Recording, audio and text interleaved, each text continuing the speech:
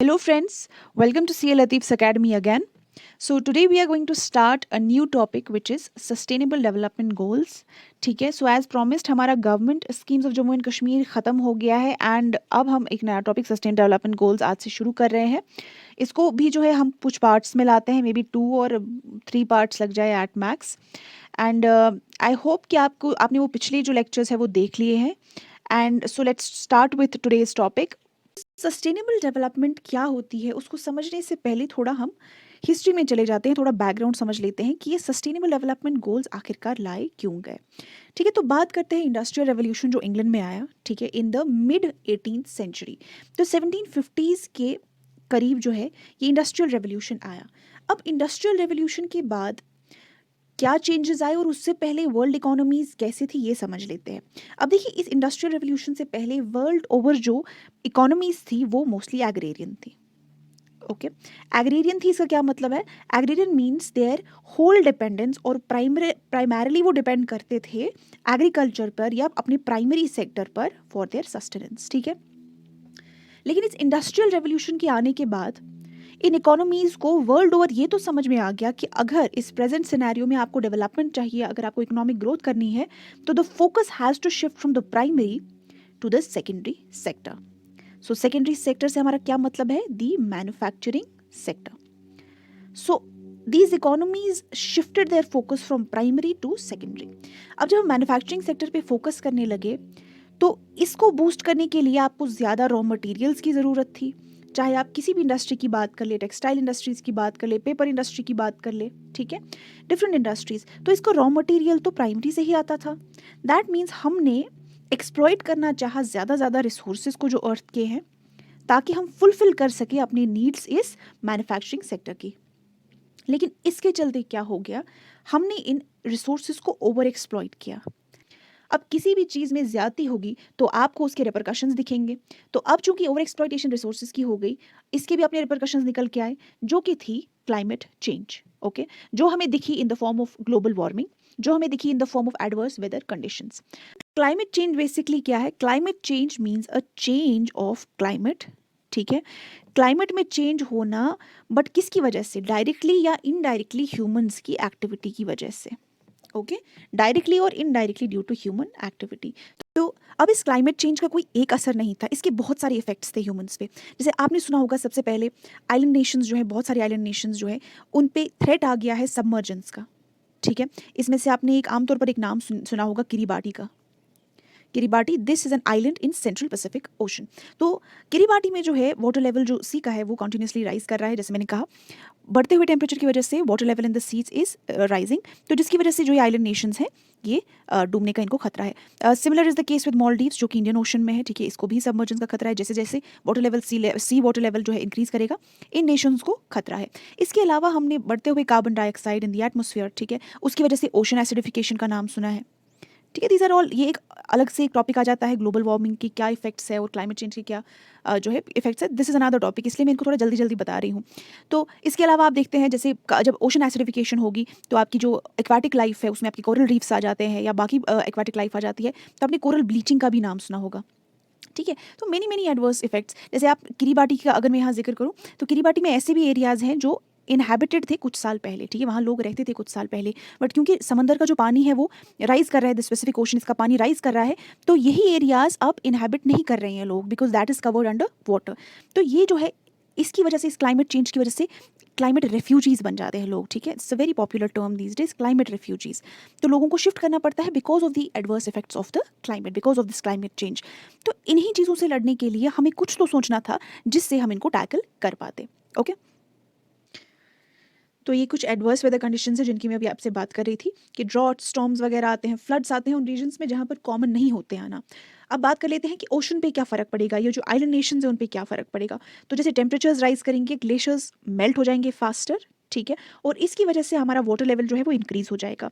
और इस particular picture में आप देख सकते हैं कि जैसे वाटर लेवल इंक्रीज़ होगा तो आपका जो आइलैंड नेशन है, आप देख सकते हैं कैसे डूब रहा है. ओके, ठीक है, फाइनली क्या होगा? सबमर्जेंसी होगा इनका. तो दैट मीन्स ये sustenance crisis, this is more predominant in these island Nations. ठीक है, जिनको ये अफेक्ट करने वाला है. तो इन्हीं सब चीज़ों को देखते हुए, इन एडवर्स इफेक्ट्स को देखते हुए इस क्लाइमेट चेंज के, वर्ल्ड कम्युनिटी ने सोचा कि हमें कलेक्टिवली जो है एक स्टेप लेना पड़ेगा जिससे हम सोच सके कि हम इस क्लाइमेट चेंज के इफेक्ट्स को कैसे कंट्रोल कर सके। ठीक है, जैसे यहाँ पर मैं आपको एक एग्जांपल और एक दे दूँ कि ग्लोबल वार्मिंग की वजह से आपने सुना होगा वाइल्ड फायर्स हो जाते हैं। ठीक है, ऐसे ही आप सुनते हैं कि किसी फॉरेस्ट में आग लग गई और फिर दिनों तक वो कंट्रोल नहीं होती, बिकॉज एक फॉरेस्ट में मतलब कितनी कैनोपी तो आपने देखी होगी, डेंस कितनी होती है, राइट? तो कितनी डेंस कैनोपी होती है और उसमें फायर को कंट्रोल करना इज नेक्स्ट टू इम्पॉसिबल। तो ये भी एक रीज़न है, ये भी ग्लोबल वार्मिंग जो है इसके पीछे का रीज़न होता है, इन वाइल्ड फायर्स के पीछे भी। अब इस क्लाइमेट चेंज से लड़ने की जब बारी आती है तो वी हैव टू सी कि ये शेयर्ड रिस्पॉन्सिबिलिटी से होगा। ठीक है, जिसमें डेवलप नेशन और डेवलपिंग नेशन दोनों मिलकर जो है स्ट्रैटेजीज डिवाइस करें, तभी ये पॉसिबल है। ठीक है, दोनों अपने एंड पे ट्राई करें। देखिए, इसमें हम एक इंटरेस्टिंग सी एग्जांपल से समझते हैं कि शेयर रिस्पॉन्सिबिलिटी होती क्या है। तो आप में से जो लोग बी कीपिंग का थोड़ा बहुत नॉलेज रखते हैं वो जानते होंगे कि जो जो लोग बी कीपिंग करते हैं, तो अगर आपकी बीज हैं, ठीक है, आपके फार्म पे, और अगर वो 3 से 4 किलोमीटर के दायरे के अंदर भी कोई फार्मर जो है पेस्टिसाइड्स यूज़ कर रहा है या हर्बिसाइड्स यूज़ कर रहा है, कोई भी फॉर्म ऑफ केमिकल यूज़ कर रहा है, तो आपके फार्म में जो बीज हैं दे विल बी डेड। ठीक है, दे कैन नॉट सर्वाइव। तो केमिकल से बीज जो है वो मर जाती हैं, and this is with in 3 to 4 kilometres of radius. ठीक है, अब आप मान लीजिए आपने अपने पर्टिकुलर फार्म को जो है प्रोटेक्टेड रखा, आप बिल्कुल ऑर्गेनिक फार्मिंग कर रहे हैं, you are not going for herbicides, ठीक है, इंसेक्टिसाइड्स, पेस्टिसाइड्स कुछ भी यूज़ नहीं कर रहे, लेकिन आपके एडजेसेंट जो फार्म है उसमें लोग जो है वो इन चीज़ों का यूज़ कर रहे हैं। ठीक है, केमिकल्स का यूज़ कर रहे हैं। तो क्या आपको लगता है बीज ये डिफ्रेंशिएट कर पाएंगी कि जो केमिकल है वो मेरे पर्टिकुलर मालिक की वजह से नहीं आ रहा, मेरे जो फार्म का मालिक मेरा है उसकी वजह से नहीं आ रहा, और एडजेसेंट वाले फार्म की वजह से केमिकल्स आ रहा है? नहीं। तो बी के लिए केमिकल है। तो अगर कोई भी केमिकल आपके एडजेसेंट फार्म में यूज़ कर रहे, the bees will not be able to survive. तो जब नुकसान होता है वातावरण में, दिस एटमोसफियर में, एनवायरनमेंट में, तो वो नुकसान है, चाहे वो किसी की वजह से भी नुकसान आता हो। Similar is the case. ठीक है, तो इस पर्टिकुलर केस में आपकी जो बीज हैं they will be dead because they are being expose to chemicals. Okay, if we want our bees to survive, तो यहाँ पे शेयर रिस्पॉन्सिबिलिटी आती है। You will have to ask the farmer whose farm is adjacent to yours कि आप जो है आप केमिकल्स का यूज़ बंद कर दीजिए। ठीक है, तभी आपकी जो है बीज सर्वाइव कर पाएंगी। रिसेंटली एक न्यूज़ आई कि एक वेल के स्टमक से बहुत सारा प्लास्टिक मिला, and this was from one of the Nations जो सस्टेनेबल डेवलपमेंट गोल इंडेक्स में काफ़ी अच्छा कर रहा है। तो अगर इफेक्ट्स जो है इस हिसाब से मिलने लगे, इस हिसाब से डिस्ट्रीब्यूट हो इंसान को कि वो कैसा कर रहे हैं एसडीजी इंडेक्स पे, तब तब तो जो कंट्री अच्छा करती, ठीक है, उसको कभी एडवर्स इफेक्ट्स नहीं दिखने चाहिए थे इस वेदर के, इस क्लाइमेट चेंज के, इस ग्लोबल वार्मिंग के, है ना? लेकिन हम देखते हैं कि वो इफेक्ट्स देख के नहीं आते। यहाँ यूएसए ने बहुत सारा कार्बन डाइऑक्साइड इमिशन कर लिया, लेकिन आप देखिए पैसिफिक ओशन के आर्चिपेलेगो में, पैसिफिक ओशन किसी आर्चिपेलेगो में सबमर्जेंस का क्राइसिस है ना? इंडियन ओशन की माल्दीव्स में इशू है। तो इसलिए ये शेयर्ड रिस्पॉन्सिबिलिटी है, ये हर एक को अफेक्ट करेगा। अगर किसी को सबमर्जेंस से, किसी को वाइल्ड फायर से, किसी को ओशन एसिडिफिकेशन से, कहीं पे कोरल ब्लीचिंग, कहीं ना कहीं हर एक जगह जो है अपना अपना ये असर छोड़ेगा। तो इसलिए हमको कलेक्टिवली मिलके कुछ सोचना था। ठीक है, कलेक्टिवली मिलके हमको ऐसी डेवलपमेंट का सोचना था जिसमें जो है हम कम से कम हार्म पहुंचा सके क्लाइमेट को। तो इसलिए बात उठती है सस्टेनेबल डेवलपमेंट की। सो इन्हीं चीज़ों को देखते हुए हमने बात की सस्टेनेबल डेवलपमेंट की। Sustainable development as a concept means what? It means the development that meets the needs of the present generation. तो ये ऐसी डेवलपमेंट है जहाँ पर आप प्रेजेंट जनरेशन की नीड्स का ख्याल रख रहे हैं, ठीक है, उनको फुलफिल कर रहे हैं, जो कि प्रेजेंट जनरेशन की है। But at the same time you also see कि जो हमारे बाद आने वाली जनरेशन्स हैं, हम उनकी इस एबिलिटी पर कॉम्प्रोमाइज़ ना करें। ऐसा ना हो कि हमारी आने वाली जनरेशन्स को कोई आइडिया ही ना हो कि जी ऐसा कोई रिसोर्स भी हुआ करता था, जैसे कि बहुत सारी स्पीशीज़ के इसके साथ हुआ भी है ना? बहुत सारी स्पीशीज़ जो एक्सटिंक्ट हो गई है, कुछ एंडेंजर्ड है। So we don't want that, that's why we talk about this sustainable development. अब देखिए, इसको पहली बार जो है पॉपुलराइज किया गया, this sustainable development as a concept, it was popularized by the Brundtland commission. तो ब्रंटलिन कमीशन आता है हमारा 1983 में, and then its report comes in 1987। इसकी रिपोर्ट जो कि ब्रंटलिन कमीशन रिपोर्ट है, उसको हम कहते हैं आवर कॉमन फ्यूचर। ठीक है, it was titled as our common future. So there we talked about this sustainable development. वहाँ बात की गई कि जो हमारी आगे आने वाली जनरेशन्स हैं, हम उनके लिए एक बेटर एनवायरनमेंट प्रोवाइड कर सके, और अगर इन वर्स्ट केस सिनेरियो अगर बेटर हम प्रोवाइड कर भी ना सके, at least we do not provide them a worse than what we inherited. So जैसे हमने प्लानट को पाया, when we got birth, when we were present here, okay in our time, हम कम से कम वैसा ही ये नेक्स्ट जनरेशन तक भी पहुंच जाए, या अच्छा ऐसा होता कि हम इसको बेटर करके उन्हें दे देते। अगर अब वो भी नहीं हो सकता हमसे, एटलीस्ट हम इसको और भी बदतर करके इन्हें उन्हें ना दें जैसे हमने अर्थ को पाया। So that's the basic concept of sustainable development. तो हालांकि बात तो की गई इसकी, हमने कहा कि 1987 में ही इसकी रिपोर्ट आ गई थी, लेकिन कुछ ठोस जो हुआ, मतलब तब तक सिर्फ कॉन्शियसनेस थी इस सस्टेनेबल डेवलपमेंट के कॉन्सेप्ट पर, बट रियल थ्रस्ट जो मिला इसको सस्टेनेबल डेवलपमेंट को, it was provided with the earth summit of 1992, जिसको हम पृथ्वी सम्मेलन कहते हैं 1992 का, जहाँ पर हमारा UNFCCC भी लाया गया था।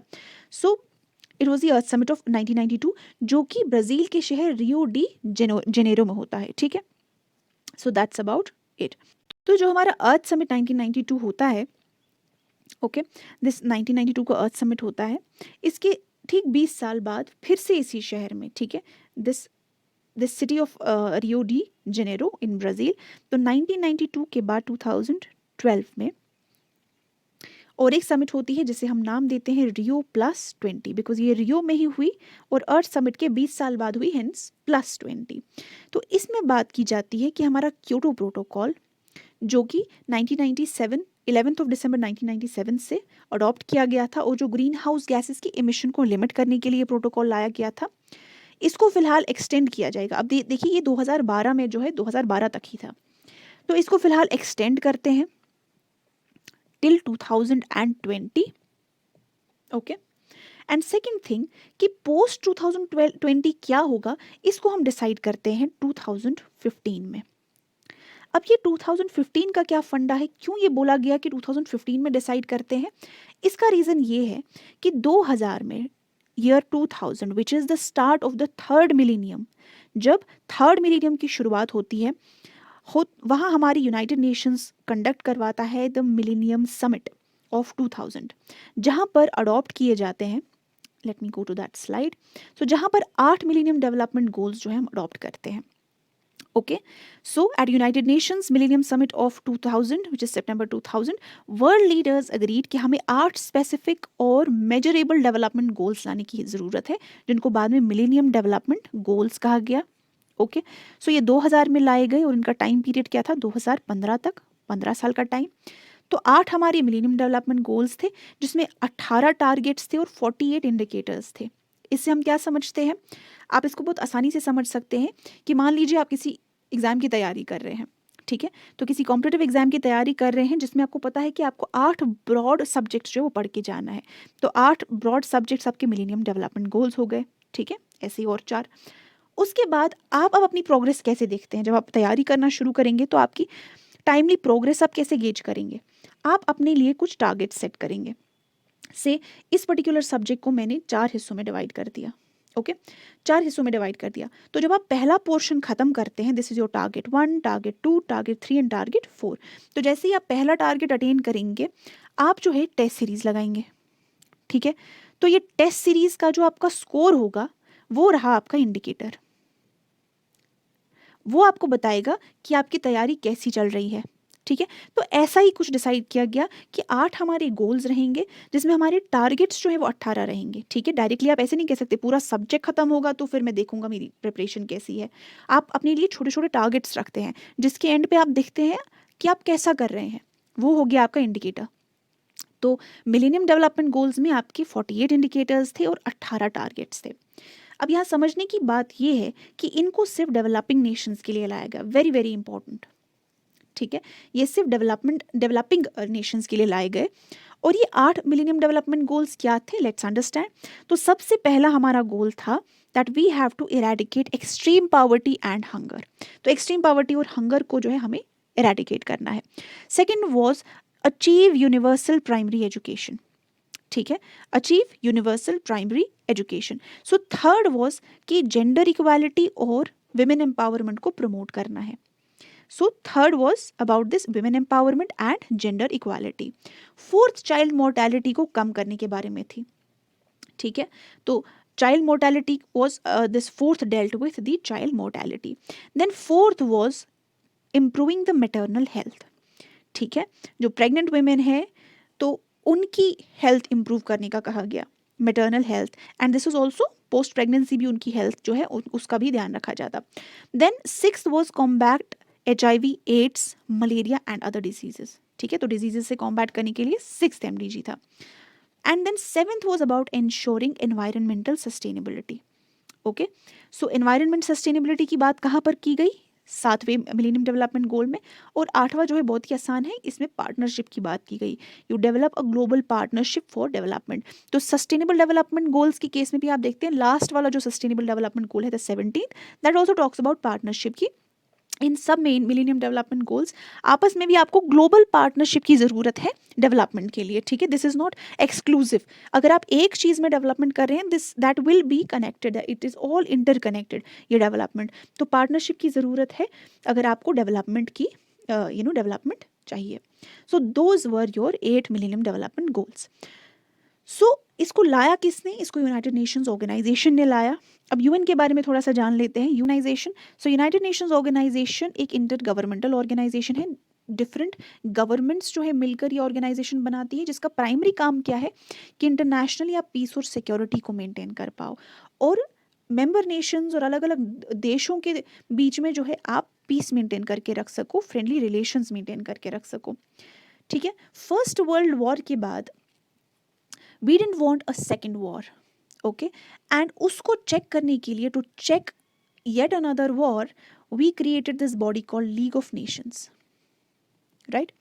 बट जब सेकेंड वर्ल्ड वॉर आपका 1939 से शुरू हुआ तो हमें समझ में आ गया था कि league of nations had failed in its basic function, it could not check another war.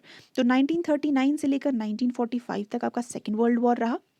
ठीक है, एंड 1945 में we created this body called united nations organisation. ठीक है, now it is the largest, most familiar, most internationally represented body, most powerful inter governmental organisation in the world. इसका headquarter New York city में है और इसकी कुछ main offices भी है जो जिनीवा में है, हेग में है, नायरोबी में है, वियना में है। वैसे हेग में आपका और एक इम्पॉर्टेंट जो है इंस्टीट्यूशन है, आप मुझे कमेंट्स में लिख के बताइए कि आपको और कौन सा एक इम्पॉर्टेंट इंस्टीट्यूट जो है वो याद आता है जब हेग का नाम आप सुनते हैं। Last year this was in news. तो ये तो हो गई हमारी बॉडी जिसने मिलेनियम डेवलपमेंट गोल्स लाए, लेकिन इम्प्लीमेंटेशन का काम यूएनओ का नहीं है, इम्प्लीमेंटेशन का काम यूएनडीपी का है। So as the lead UN development agency, UNDP is well placed to implement the goals. तो इम्प्लीमेंटेशन का काम यूएनडीपी का है, जबकि लाया उन गोल्स को यूएनओ ने या यूनाइटेड नेशंस ऑर्गेनाइजेशन ने। सो सस्टेनेबल डेवलपमेंट क्या होती है एज अ कॉन्सेप्ट हमें ये समझ में आ गया। उसके बाद हमने बात की कि 2000, now we understood what the scenario was up to 2012। तो बात की गई कि क्योटो प्रोटोकॉल जो है 2020 तक चलेगा और 2015 में ये डिसाइड किया जाएगा कि 2015 में डिसाइड किया जाएगा कि 2020 के बाद का सिनेरियो क्या रहेगा। अब 2015 में हम ये क्यों करने वाले थे? बिकॉज 2015 में हमारे मिलेनियम डेवलपमेंट गोल्स जो हैं वो एंड होने वाले थे। ठीक है, आपको अभी मैं कह चुकी हूँ 2000 से लेकर 2015 तक ही उनका टाइम पीरियड था। तो इसलिए हमने चूज़ किया COP21 को, द कॉन्फ्रेंस ऑफ पार्टीज 21 को हमने चूज़ किया इस डिसीजन के लिए, गोल्स की। Okay, we talked about 8 goals. अब ये 8 गोल्स कॉम्प्रहेंसिव नहीं थे। ठीक है, ये बहुत सारे एरियाज को ऐसे ही छोड़ रहे थे, these weren't comprehensive in nature. और एक चीज़ इनमें ये थी कि मैंने आपसे कहा था कि ये डेवलपिंग नेशंस के लिए थे। ठीक है, ये सिर्फ डेवलपिंग नेशंस के लिए गोल्स थे। लेकिन इन दो चीज़ों को टैकल करने के लिए कि laser number of goals and because it was not inclusive of the developed Nations, तो इन चीज़ों को टैकल करने के लिए हमने क्या लाया? हमने लाए सस्टेनेबल डेवलपमेंट गोल्स जो कि कॉम्प्रहेंसिव थे। इनमें 8 नहीं बल्कि 17 सस्टेनेबल डेवलपमेंट गोल्स थे। ओके, हमारे मिलेनियम डेवलपमेंट गोल्स में कितने टारगेट्स थे? 18 टारगेट्स थे, जबकि यहाँ पर कितने टारगेट्स थे? 169 टारगेट्स। ठीक है, तो ये हमारा पेरिस एग्रीमेंट में it set a roadmap for all the nations in the world to take action against the climate change in the post 2020 period. तो सस्टेनेबल डेवलपमेंट गोल्स को हम ग्लोबल गोल्स भी कहते हैं। So they are also called as global goals. तो ये मैंने आपसे कहा कि अडॉप्ट किसने किया, सभी यूएन के मेंबर स्टेट्स ने 2015 में अडॉप्ट किया as a universal call to action to end poverty, protect the planet and ensure that all people enjoy peace and prosperity by 2030। तो हमारे मिलेनियम डेवलपमेंट गोल्स का टाइम पीरियड कहाँ था, 2000 से लेकर 2015, एंड सस्टेनेबल डेवलपमेंट गोल्स का time period अब जो है अगले 15 साल के लिए सेट किया गया, which was 2015 to 2030। Okay, so the 17 SDGs are integrated. Integrated मतलब ये इंटरवोवन है कि they recognize that action in one area will affect outcomes in others, कि अगर आप एक पर्टिकुलर गोल को चेज कर रहे हैं और एक डिपार्टमेंट में काम कर रहे हैं, उससे बाकी क्षेत्रों में, बाकी एरियाज में भी डेवलपमेंट होगी, उसके आउटकम्स आपको बाकी एरियाज में भी दिखेंगे। एंड डेवलपमेंट जो है आपकी सस्टेनेबल डेवलपमेंट, तीन चीज़ों को बैलेंस करनी चाहिए। वो क्या तीन चीज़ें हैं, social inclusion, economic growth and environmental protection. तो दैट मीन्स जब आप डेवलपमेंट कर रहे हैं, तीन चीज़ें जो है यू हैव टू सी कि तीन चीज़ों में आप ध्यान रख सके। आपकी डेवलपमेंट जो है it should have social inclusion, मतलब इसमें कोई भी सोसाइटी का सेक्ट एक्सक्लूड ना हो, इट शुड बी इंक्लूसिव, सबको साथ लेकर चल रही है, ठीक है। So there should be social inclusion. Then economic growth के लिए तो हम डेवलपमेंट कर रहे हैं, ठीक है, the primary goal is what, economic growth. And then environmental protection, जो भी चीज़ आप कर रहे हैं वो एनवायरमेंटली सस्टेनेबल हो, ठीक है, एनवायरमेंटल सस्टेनेबिलिटी हो इसमें। तो आप देख सकते हैं एक हिसाब से इन तीनों का अगर आप मैथमेटिकली देखिए, जो इंटरसेक्शन है, ठीक है, this portion, so that is your sustainable development. जहाँ ये तीन चीज़ें मिलती हैं वहाँ आप मान लीजिए कि आपने सस्टेनेबल डेवलपमेंट को अटेन कर लिया। अगर आपकी डेवलपमेंट ऐसी है कि you can attain economic growth भी हो रही है, सोशल इंक्लूजन भी है, आपने किसी सेक्ट को no sect is left out, ठीक है, and whatever policies you bring, whatever development you do, that is also environmentally sustainable, ठीक है, एनवायरमेंटल प्रोटेक्शन भी बरकरार रहे, ऐसे आप एनवायरमेंट को जो है एक्सप्लॉइट ना करें। तो we are talking about sustainable development, और हमने सस्टेनेबल डेवलपमेंट जो है अटेन कर ली। अब हमारा प्लेज क्या है इसमें, the pledge is leave no one behind, ठीक है, लीव नो वन बिहाइंड, इसका हमारा इंडियन वर्जन क्या है, सबका साथ एंड सबका विकास, ठीक है, सबका साथ सबका विकास। तो हम इसमें भी सोशल इंक्लूजन की बात करते हैं, इंक्लूजन, सबको साथ लेकर चलना। And the pledges leave no one behind, तो कंट्रीज ने क्या किया है, कंट्रीज ने प्लेज ली है, they will fast track progress for those which are farthest behind the first. That is why SDGs में हम बात करते हैं कुछ क्षेत्रों में, कुछ एरियाज में जीरोज अटेन करने का। What do you mean bye attaining the zeros, कि अगर हम हंगर की बात करते हैं, लेट्स हैव जीरो हंगर। अगर हम पॉवर्टी की बात करते हैं, we are talking about zero poverty, कि पॉवर्टी के डोमेन में we should have zero poverty. Then AIDS में या discrimination against women and girls में there should be zero discrimination against women and girls. And इन टारगेट्स को achieve करने के लिए सबको मिलकर काम करना पड़ेगा। So everyone is needed to reach these ambitious targets. तो लाइक आई सेड 17 गोल हैं इसमें, ठीक है, आपके MDGs में 8 गोल्स हैं, यहाँ 17 गोल्स हैं, वहाँ पर 18 टारगेट्स थे, यहाँ पर 169 टारगेट्स हैं, और वहाँ पर 48 इंडिकेटर्स थे। सो वहाँ पर 48 इंडिकेटर्स थे, और यहाँ पर कितने 231 यूनिक इंडिकेटर्स हैं। हालांकि ग्लोबल जो है वो 248 है, सो यूनिक इंडिकेटर्स हमारे 231 है। So that was about it. So as you can see in the picture, ये हमारा मिलेनियम समिट है जो कि 2000 में हुआ था, ठीक है, which was at the start of the third millennium. तो ये हमारा मिलेनियम समिट है। उसके बाद हमने बात की थी पेरिस में, पेरिस एग्रीमेंट जब हुआ था COP21 के टाइम पर, it was the conference of parties 21, तो पेरिस में हुआ था। एंड हमारा 2016 में जो हमारा COP22 हुआ था, that was in Marrakesh. Remember that Marrakesh जो है ये एक मोरक्को का एक शहर है। Okay, so that's about it. And Paris agreement में very important, so Paris agreement में हमने क्या किया, we adopted a new development this agenda, this is very important, okay, make a note, कि 2015 25 सितंबर 2015 जबकि हमारा COP21 होता है, उसमें हमने अडॉप्ट किया न्यू डेवलपमेंट एजेंडा। उसका नाम क्या था, उसका नाम था transforming our world 2030 agenda for sustainable development. 2030 agenda क्यों, बिकॉज हमारे सस्टेनेबल डेवलपमेंट गोल 2015 से लेकर 2030 तक है। सो बाय 2030 हमारा एम है कि हम इन गोल्स को हमने अटेन कर लिया होगा। So this is the agenda 2030, और शॉर्ट फॉर्म में इसे हम एजेंडा 2030 ही कहते हैं।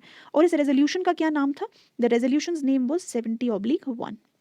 Okay, so SDGs of 2030 agenda, they came into force on 1st of January 2016. 2015 में ये डिसाइड किया गया, but into force when did they come? 1st of January 2016. And implementation जो SDGs का है उनको हमने कहा, उनको डिस्क्राइब किया जाता है as localizing the SDGs to highlight the role of local institutions and local actors. What do you mean by localizing the SDGs? Localizing the SDGs का मतलब है, अगर आपने ग्लोबली कोई चीज़ डिसाइड की है सस्टेनेबल डेवलपमेंट गोल्स के इसमें, तो आपको इसको लोकलाइज करना है. ठीक है, पहले तो इसको कंट्री लेवल तक लाना है आपको, एंड देन कंट्री से होके ग्रास रूट्स लेवल तक, कि हम सस्टेनेबल डेवलपमेंट गोल के लिए बिल्कुल ग्रास रूट्स लेवल पर काम करें. You have to localise it. जब ही आपको ग्रास रूट्स लेवल पर काम होगा, फिर आगे चल के इसी की मैग्निफिकेशन होकर आपको ग्लोबली जो है इसका जो है रिजल्ट देखने को मिलेगा. But you have to localise the SDGs. ठीक है, ताकि इस पे मिनिस्क्यूल लेवल पे, मतलब इस पे ग्रास रूट्स लेवल पे जो है इस पे काम हो सके, छोटे छोटे इंस्टीट्यूशंस पे काम हो सके. ठीक है, okay, that's about it. So yeah, one last thing is that SDGs are based on 6 elements. तो 6 elements पे based है. Let's see what those 6 elements are. So people. Okay, the first thing is people. Then we talk about this prosperity. Okay, the third thing being peace. Then we talk about partnership. We talk about planet. And the fifth thing is dignity. तो आप याद रखेंगे कि 5 P's हैं, and the sixth one is dignity. So SDGs are based on 6 elements. SDGs. So ये था आपका introduction sustainable development goals का. तो चलिए आज इसको यहीं तक रखते हैं. ठीक है, कल हम शुरुआत करते हैं सस्टेनेबल डेवलपमेंट गोल्स, कौन से सस्टेनेबल डेवलपमेंट गोल्स जो हैं जो हमने अडॉप्ट किए हैं 2015 में. So till then keep learning.